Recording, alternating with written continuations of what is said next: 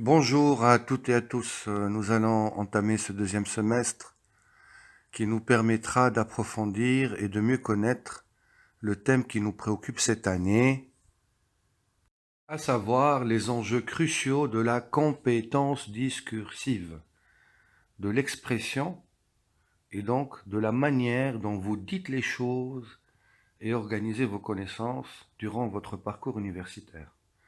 Avant de présenter le contenu du deuxième semestre, nous allons commencer par un bref rappel des acquis du premier semestre. Nous avons étudié la performance écrite, tandis que ce deuxième semestre, nous allons nous arrêter en profondeur sur la notion de communication orale. Des liens intimes et structurants relient ces deux formes d'expression, à savoir la communication écrite qui passe, je le rappelle, par un support écrit, comme une feuille ou un écran d'ordinateur. On reconnaît une communication écrite dans tous les formats suivants. Ici, à gauche. Ce sont les modèles utilisés pour organiser vos connaissances et les informations académiques à l'université. C'est-à-dire la façon, le moule que prennent vos interventions écrites de manière très formelle et engageante pour votre cursus. Vos compétences et l'excellence dépendent en premier lieu de vos capacités à réussir une rédaction d'exposé, une rédaction de dissertation économique, qui est, je le souligne, l'exercice phare que vous devez maîtriser. Vous réalisez également une performance écrite lorsque vous organisez vos connaissances lors de l'examen écrit, mais tout autant lorsque vous présentez un rapport de stage et lorsque vous serez amené à faire un mémoire de fin d'études et même un doctorat ou toute recherche, comme la rédaction d'articles scientifiques. Dans toutes ces occurrences, vous êtes tributaire d'une production écrite qui passe par la mobilisation et l'organisation de vos connaissances dans un format préétabli.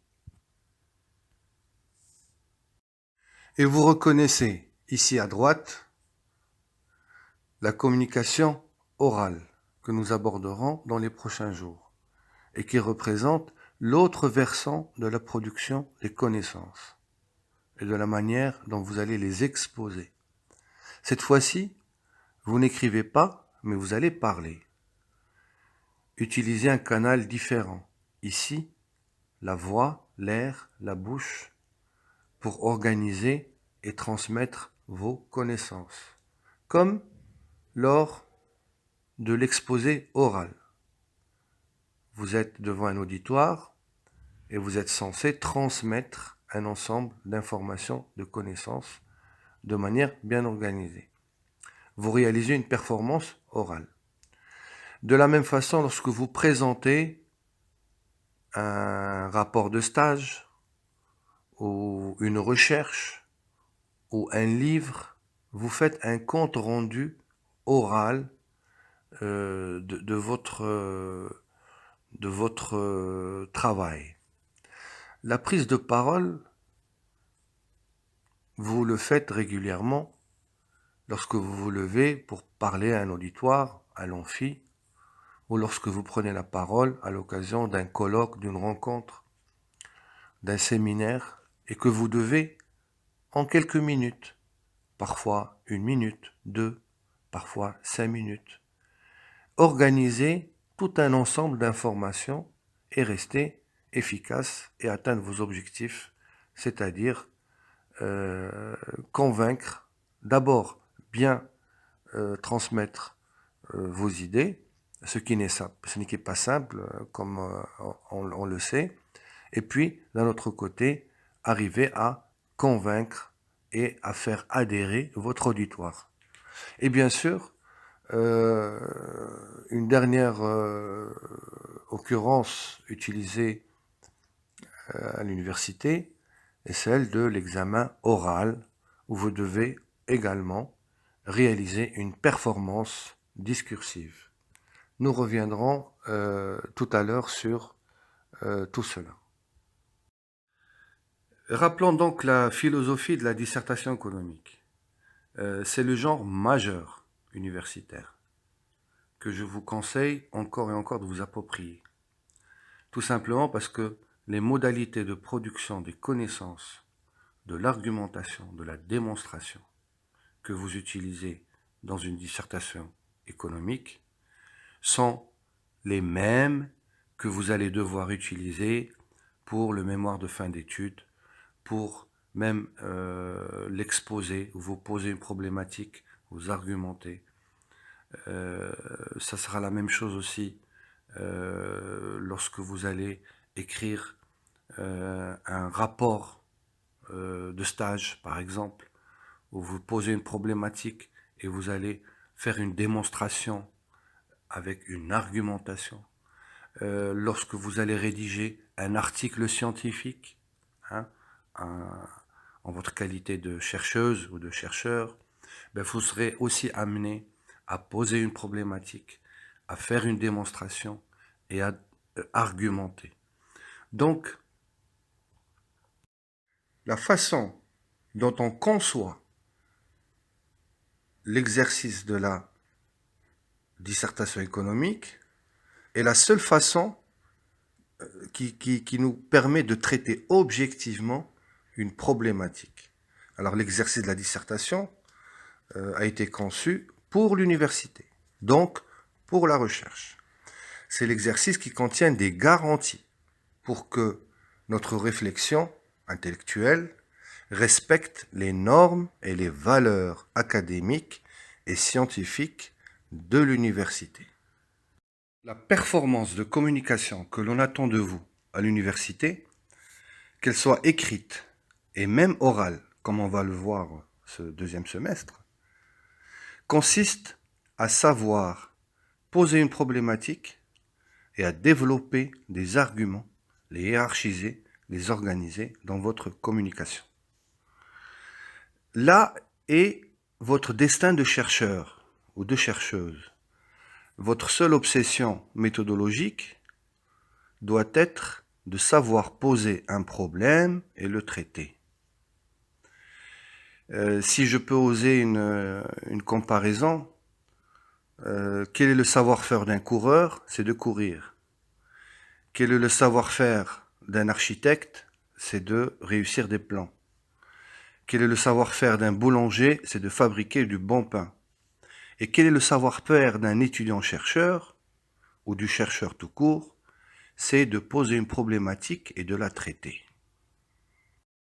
L'enjeu donc de cet exercice de communication, qu'il soit écrit ou oral, est d'organiser les informations de manière à garantir tous les critères importants de la science, comme la méthodologie, c'est-à-dire une manière de procéder, une méthode dans la façon de conduire votre raisonnement et votre démarche d'analyse. C'est cela qui va vous procurer une fiabilité et une rigueur dans les résultats.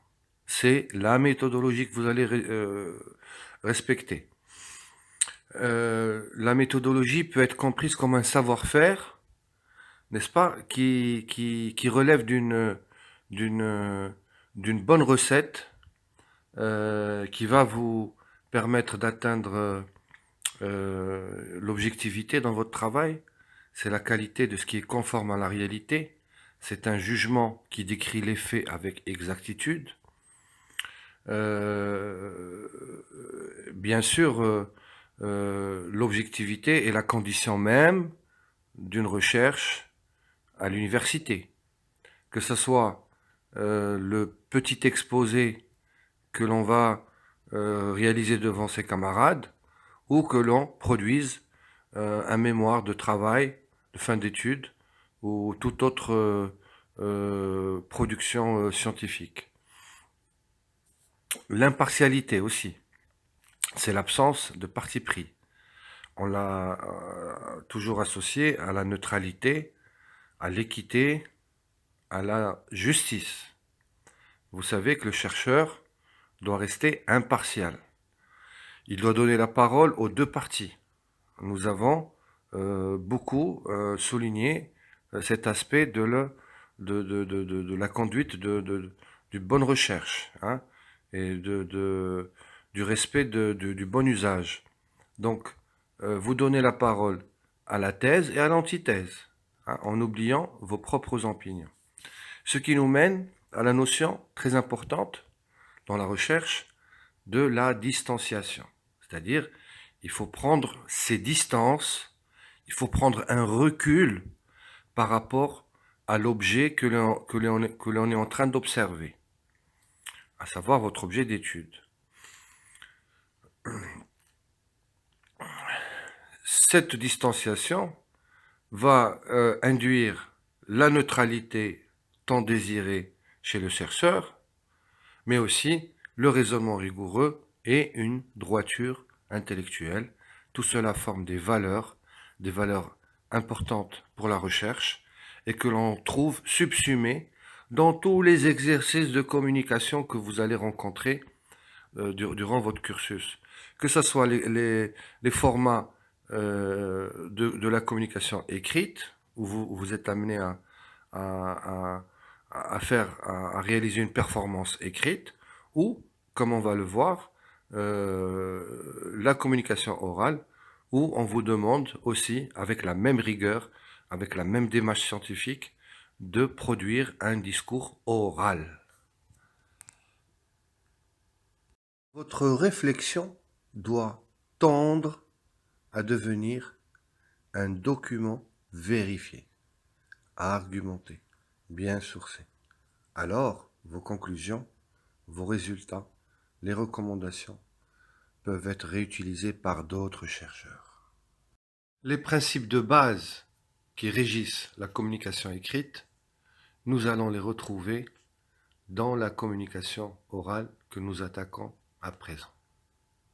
Évoquons les 4 formats existants à l'université, donc l'exposé oral, le compte-rendu oral d'un stage, d'un mémoire, d'une recherche ou d'une étude, d'un livre, la prise de parole publique à l'amphi, lorsque vous répondez à une question, lorsque vous posez une question, ou durant un colloque ou une rencontre universitaire, et à l'occasion de la session des questions-réponses, vous prenez la parole pour poser une question, pour donner un point de vue ou pour demander un éclaircissement. Et enfin, la dernière occurrence, c'est lors de l'examen oral où vous devez aussi faire preuve d'une compétence dans la communication orale.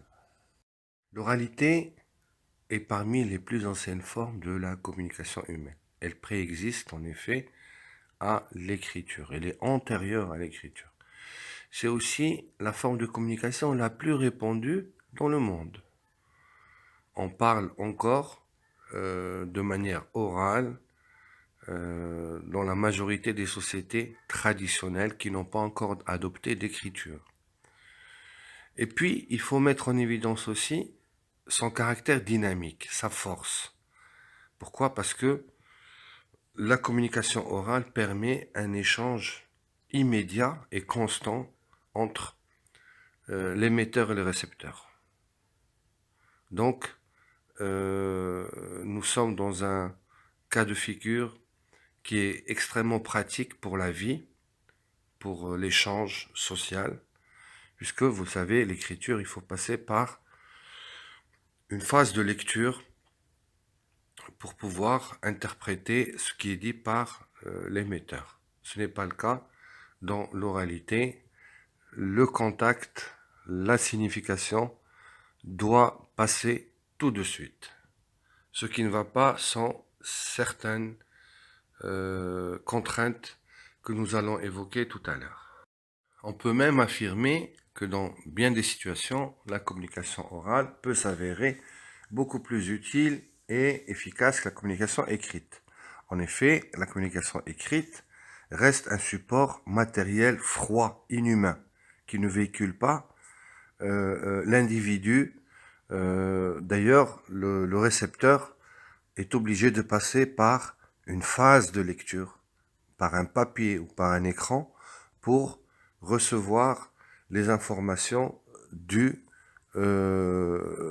l'émetteur. Ce n'est pas le cas pour la communication orale, puisque avec les mots, l'émetteur va induire aussi un ton, c'est-à-dire un caractère dans la phrase ou la parole qu'il est en train de prononcer. Il va aussi jouer sur le timbre, mais également sur la vitesse de la voix, le rythme de la voix. Il peut parler plus ou moins vite, n'est-ce pas? Il a cette liberté-là. Et aussi dans le volume, hein, ce qui va affirmer une présence. Donc, la communication orale, elle a cette qualité de véhiculer l'émotion et finalement de véhiculer quelque chose qui est de plus humain, n'est-ce pas? Il y a un contact concret, réel, qui passe à travers la voix. On peut citer comme champ d'application à la communication orale les secteurs suivants: la vente commerciale ou le marketing, qui véhicule une force de persuasion via la parole humaine, la communication orale, qui va permettre d'avoir une force de persuasion et un caractère qui est plus adapté à l'effort d'adhésion que cherche le commercial ou le responsable marketing. Mais aussi dans l'enseignement et la recherche, une partie des échanges qui se font entre les apprenants et les enseignants passe par une communication orale, par une expression orale. Le champ de la politique, bien sûr, qui utilise abondamment aussi la communication orale. Et on peut évoquer également les médias de l'audiovisuel, comme la radio, la télévision, qui se basent, hein, non pas d'écriture, ils se basent sur l'échange via une performance dans l'oralité. Tâchant de mieux approfondir la notion de communication orale et de replacer cette dernière dans le schéma de communication de Roman Jakobson. Et nous allons déjà remarquer des différences fondamentales, spécifiques, qui vont nous permettre de distinguer plus tard les deux notions de communication écrite, communication orale. Alors, l'émetteur, c'est celui qui prononce le discours, c'est celui qui parle. On l'appelle aussi le destinateur. Ici, dans la communication orale, il utilise la parole orale et non pas le signe écrit sur un papier. Quant au récepteur, que l'on appelle aussi le destinataire, c'est celui qui entend le discours, c'est celui qui reçoit les informations et les messages. Dans le cas de la communication orale, il utilise lui, c'est-à-dire ses oreilles, et non pas la vue, qui, elle, permet d'interpréter et de comprendre la communication écrite. Quant au message, sa nature ne change pas, quel que soit le type de communication, écrite ou orale. Il s'agit des informations qui sont transmises. Ce sont les informations qui sont envoyées de l'émetteur vers le récepteur. Quant au canal, ici, évidemment, nous sommes devant un grand changement, puisque il s'agit du canal, du support sur lequel est véhiculé le message. Si pour la communication écrite, nous sommes redevables au papier ou à l'écran, qui vont conserver notre écriture. La communication orale passe par la parole, par l'air qui vibre pour transmettre les sons. Le code, tant pour la communication écrite que pour la communication orale, on désigne par le code l'instrument de la langue, le groupe de signes qui est parlé et partagé par l'émetteur et le récepteur. Donc, pour notre cas, par exemple, c'est le français. Enfin, évoquons le dernier paramètre dans le schéma de communication de Roman Jakobson, qui est la situation. Alors, il s'agit du contexte dans lequel se déroule cette communication. Ce contexte va influencer la manière dont on transmet le message, ainsi que les significations qui vont être générées à travers cette communication. Évidemment, le contexte va être plus ou moins permissif, plus ou moins familier, selon que l'on soit dans un cadre formel, comme une soutenance, une intervention à l'amphithéâtre, ou que l'on soit dans un espace beaucoup plus informel, où cette communication orale sera un peu plus décontractée et familière. À partir de ce que nous avons dit jusque-là, nous avons essayé de dresser un cadre général à la notion de communication orale. À présent, essayons de mettre en évidence les enjeux et les difficultés intrinsèques à toute performance orale. Commençons par l'émetteur. Donc je vous ai mis une petite définition tout en haut à droite pour pouvoir suivre en même temps. Donc les outils de l'émetteur, ces outils de performance, de travail, c'est quoi? Finalement, c'est la voix et la mémoire. Nous parlerons de la mémoire tout de suite après. La voix qui a une nature physique. C'est un organe. Et cette voix, tout comme on apprend à écrire, il faut apprendre à parler. Et il faut davantage s'entraîner si on utilise la voix comme une projection de nous-mêmes dans un amphithéâtre ou lors d'un événement formel. Donc cette voix, elle doit être performante, on doit bien l'entendre, n'est-ce pas? Elle doit être fluide, c'est-à-dire elle doit être coulante, elle doit être naturelle, elle doit avoir un bon débit, il ne faut pas parler trop vite, il ne faut pas parler non plus trop lentement. Et on va voir que ça a une incidence très importante sur le temps de l'interprétation que vous accordez au récepteur. Et puis cette voix, puisque vous utilisez l'oralité, eh bien, elle doit porter loin. Il faut qu'on vous entende au fond de l'amphithéâtre, sans micro bien sûr. Il faut qu'on vous entende aussi dans les coins. Hein, donc cette voix, si naturellement elle porte à quelques mètres, ben, il faut l'adapter pour pouvoir arriver à couvrir l'ensemble de votre auditoire. De ce fait, la voix, eh ben, c'est un organe qui est apte à l'entraînement. Il faut s'exercer à bien parler. Il faut entraîner sa voix. Abordons à présent la question de la mémoire.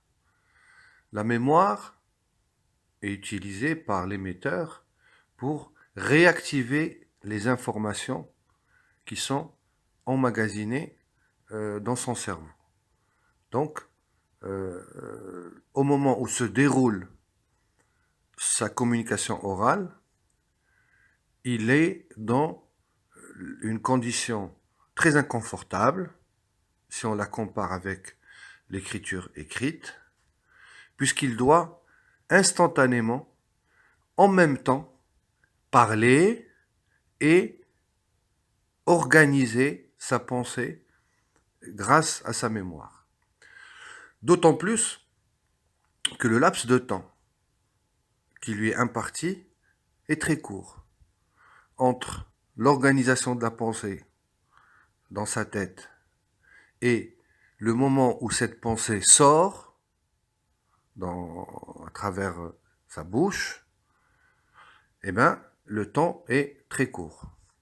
Aussi, il est très important de considérer la mémoire tout comme l'organe de la bouche, n'est-ce pas, de la parole, comme un organe physique qui doit nécessairement être travaillé. Il faut s'entraîner à mémoriser et à organiser la phrase quelques instants avant qu'elle ne sorte de notre bouche. Le récepteur. Nous allons aussi dégager deux problématiques posées au récepteur. D'abord, la question de l'ouïe. Donc, ces outils de travail, quant à lui, sont l'oreille qui lui permet la réception des informations et la mémoire qui tout de suite après prend le relais de l'oreille et permet d'emmagasiner, d'interpréter, de comprendre. Donc, ici, nous sommes devant une nécessité d'une performance de compréhension, n'est-ce pas? Donc, l'oreille, parlons d'abord de l'oreille, elle doit être capable d'entendre clairement sans fournir d'efforts.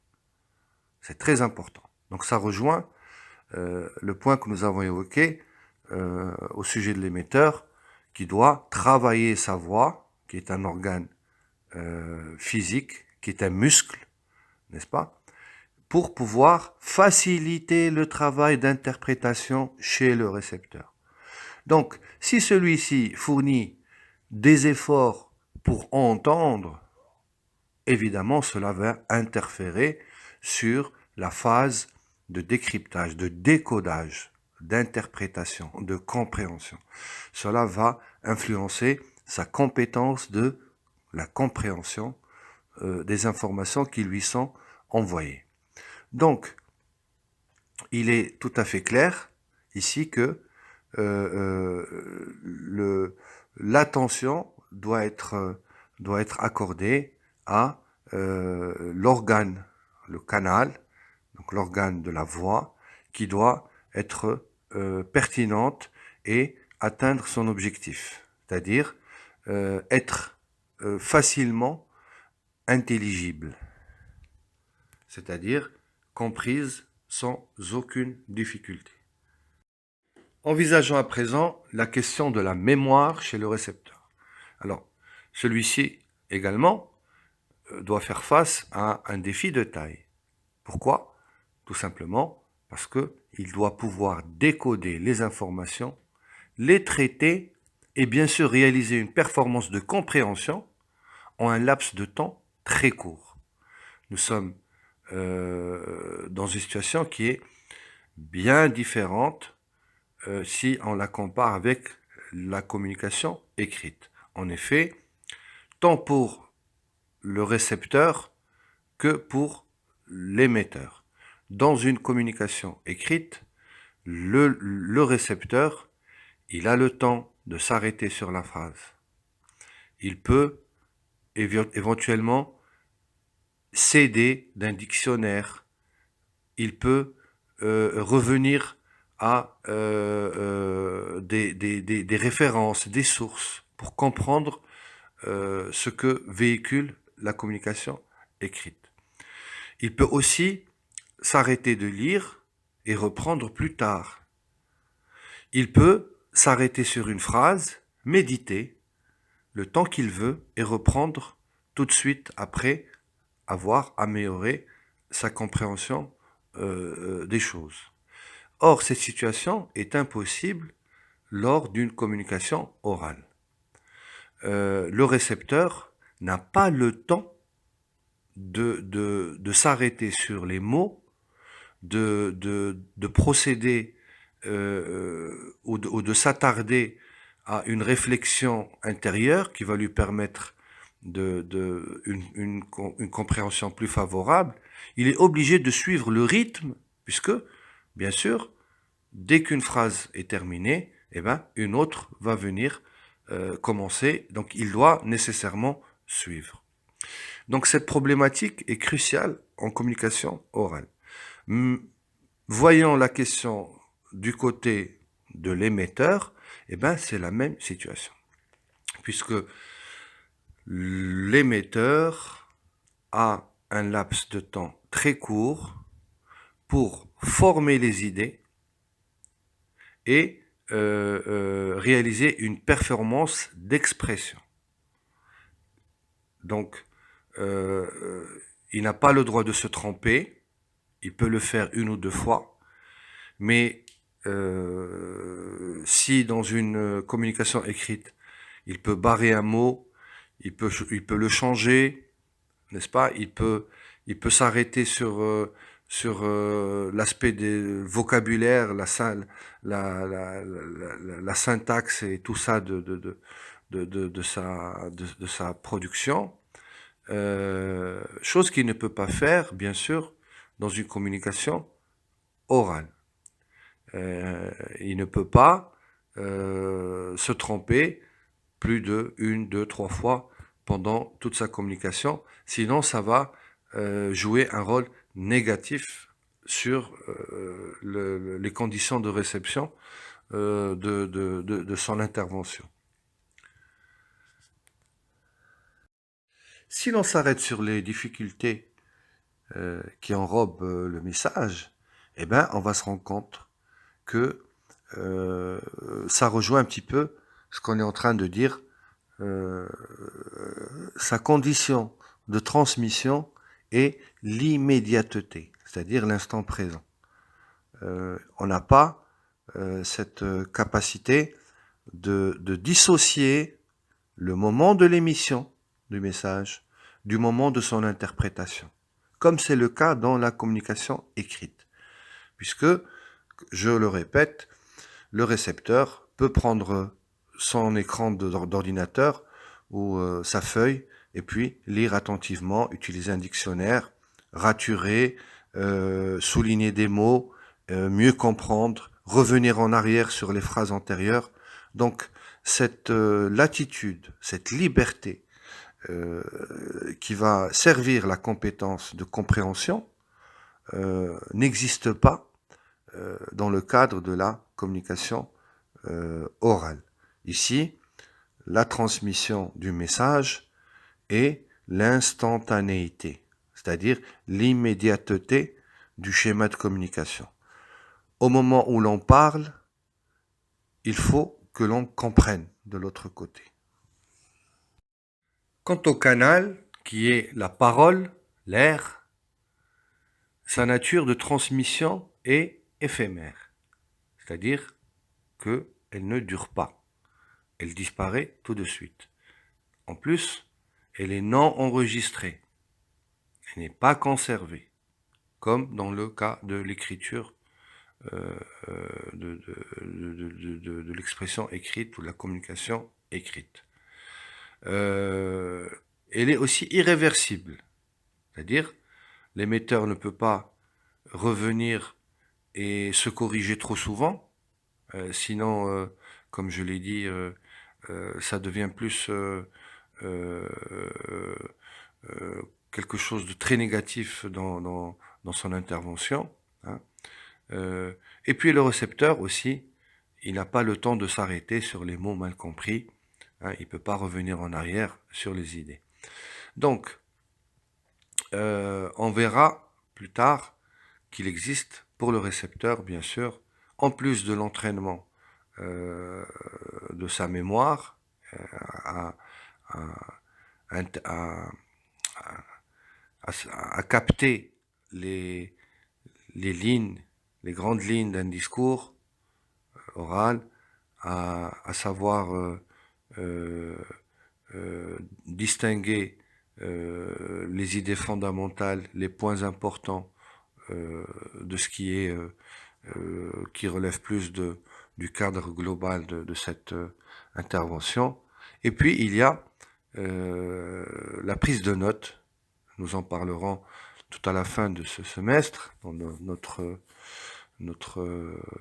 avant-dernier cours, je crois, ou le dernier, l'avant-dernier cours, effectivement.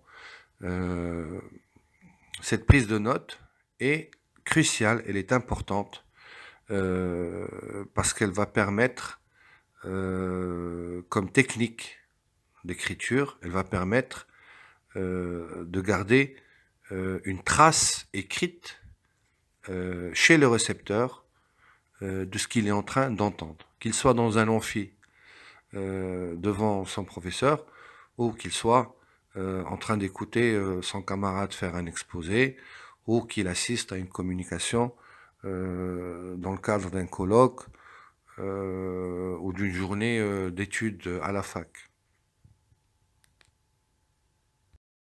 Revenons sur le code. Alors, quant à lui, ces conditions de transmission orale sont, bien sûr, la compréhension. Donc, ce groupe de signes, la langue qui est utilisée et qui doit être partagée par l'émetteur et le récepteur, eh bien, cette langue-là doit tendre à la compréhension. Et, bien sûr, il faut replacer cette problématique dans un cadre plus global qui est la notion de compréhension. D'où vient-elle? Pourquoi on comprend rapidement ou on ne comprend pas ou on comprend avec difficulté? Eh bien, tout simplement parce que la notion de compréhension, de compétence de compréhension résulte, elle est une incidence de deux éléments fondamentaux que nous allons étudier ce deuxième semestre. D'abord, c'est le langage utilisé, le niveau de la langue.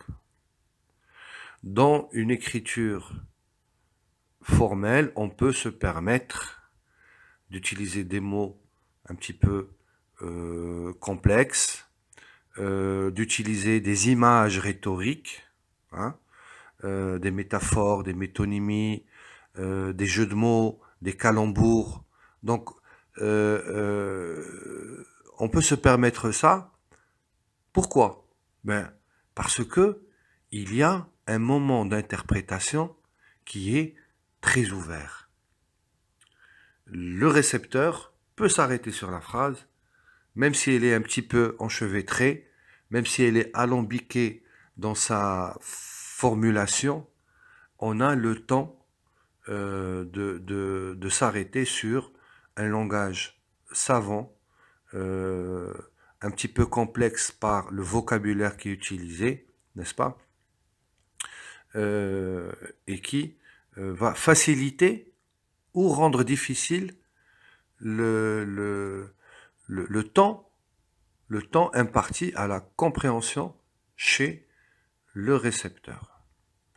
Donc, on comprend bien que dans une communication orale, le langage utilisé, le niveau de la langue, doit être le plus simple possible. Attention, je ne parle pas des mots techniques et scientifiques qui font partie des champs d'études que vous abordez chaque jour à l'université. Je parle de la formation de la phrase. Donc on peut très bien utiliser des mots très savants, très techniques, mais dans une phrase très simple où chaque phrase va comporter une seule idée. Lorsque vous allez prononcer cette phrase, le récepteur, il reçoit un message qui est fini. Une phrase, une idée. Donc, il est dans de meilleures conditions pour comprendre.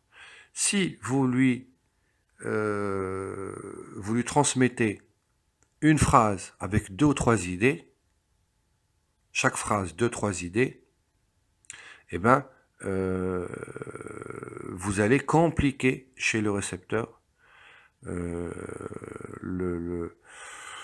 on va dire sa faculté à interpréter rapidement les idées. Ensuite, deuxièmement, c'est la grammaire utilisée. C'est la manière dont on va articuler les mots entre eux. Là aussi, il faut être dans une phrase qui utilise une grammaire très simple. D'ailleurs, quand on parle de manière orale, on se débarrasse d'un certain nombre de contraintes qui nous sont imposées lors de la communication écrite. Pour conclure, on peut finalement dégager 2 grandes problématiques. En tous les cas, nous allons les résumer en 2 grandes problématiques. D'abord, la communication orale présente une problématique d'ordre physique. C'est-à-dire, si l'émetteur et le récepteur ne se voient pas dans le cadre de la communication écrite, ce n'est pas le cas en communication orale. Il y a un contact physique. Donc ce contact direct réclame une performance relationnelle humaine. Qu'est-ce que ça veut dire? D'abord, la question que nous avons évoquée de l'organe de la voix. Il faut travailler, s'entraîner à l'oralité. Ensuite, un point important que nous allons évoquer tout de suite, qui est la gestuelle, le comportement, le regard, la mise, la façon dont on se déplace en face de l'auditoire, la façon dont on se tient, dont on pose, ou la façon dont on fait bouger ses mains. Donc tout cela renvoie à un contact d'ordre relationnel humain, puisque c'est un face-à-face, n'est-ce pas, qui est absent dans la communication écrite. Donc, une performance en communication orale doit tenir compte de ces paramètres relationnels humains. Ensuite, donc, nous allons, durant les prochains cours, aborder de manière très précise cette première problématique et consacrer tout un cours à la gestuelle et à la communication non verbale, hein, qui passe par les gestes, le regard, l'intonation de la voix, etc. Ensuite, d'après tout ce que nous avons vu aujourd'hui, on peut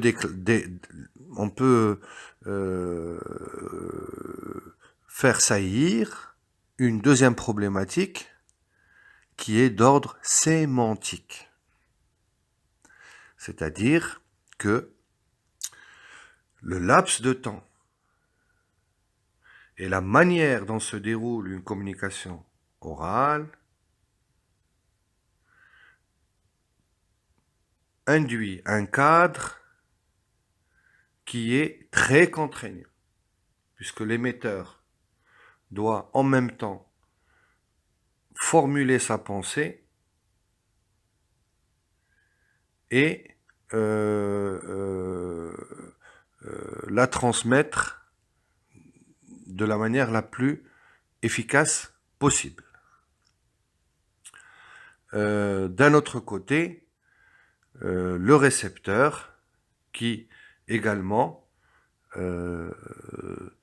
doit fournir un effort pour rester dans une condition de compréhension tout au long de la communication orale.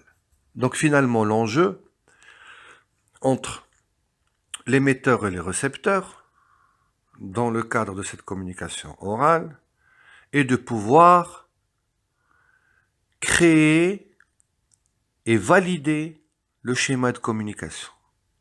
C'est-à-dire que le message soit encodé et envoyé de manière pertinente et efficace vers le récepteur, et que celui-ci, et c'est là où le schéma de communication doit être validé, que celui-ci, le récepteur, doit décoder et comprendre pour pouvoir suivre le schéma, pour pouvoir suivre dans le schéma de communication qui lui est fourni. Donc, nous allons également nous intéresser de très près à cette problématique d'ordre sémantique et envisager toutes les techniques qui ont été imaginées dans le cadre du champ de la discipline de la communication pour pallier justement à ces problématiques qui sont, on va dire, ancrées de manière très très profonde dans le schéma de communication. Donc nous aurons des cours consacrés à tous les éléments que nous venons d'évoquer, et nous nous arrêterons aussi sur, on va dire, le niveau de la langue.